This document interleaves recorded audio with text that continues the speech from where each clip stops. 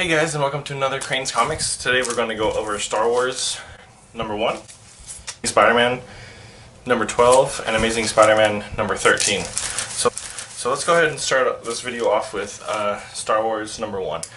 So I liked the direction that this book was going, but I didn't like the fact that it shows them as all as young characters and they're older. And I would hope that that's where the new movie is taking place, is that they are older, and you can't really change anything about their age. So either start off where they're older or just create a whole new Star Wars universe. Don't get me wrong, fantastic book. I do recommend picking it up. I want to go ahead and give this book 4.5 stars. I do want to see where they're going with it. At the end of this book, it does show Darth Vader. It's some pretty intense stuff going on with that. So next is Spider-Verse number 12. This book was kind of slow, and it kind of flattens until the very end of the book, and then you see a surprise guest. I'm not going to reveal that guest because I don't want too many spoilers, but this book it's okay until the very end, and then it's good. You're like, what's going to happen next? And that you can't really control. So this book I will only give 3.5 stars. It is a good book. If you're reading the series, definitely pick it up, but it's not a book that I would suggest to just start at. It's a really bad starting point in a book. Hopefully you don't start in series, but if you do, don't start with this one. But if you are in the series, definitely pick this up. It will make the next book make a lot more sense, and it's actually really exciting. And at the end of this book, I was excited to see what happens in the next book, but the story throughout, it was just blah. It was okay.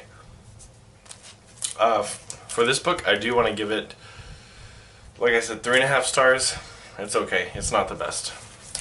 Now this book, number 13, was awesome.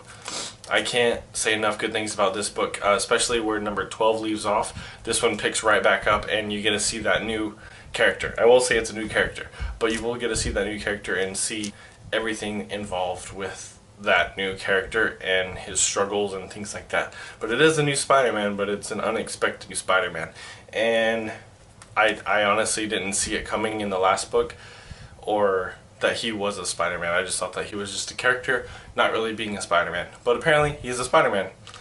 I know what I'm saying probably doesn't make sense if you haven't read these books, but read them and you'll be like, oh, I know what that guy's saying. So this book, I will give 4.5 stars because it is a fantastic book, and it's kind of, at the very end of this book, all of the Spider-Men together are finally at the moment where they're going to take on the Inheritors. They're going to go to the base and take on the Inheritors. And with the Inheritors, they have to have the child, the bride, and the other. And all of those people they have to sacrifice, so they don't have to kill all the Spider-Men. But for the ritual, they need those 3 particular people.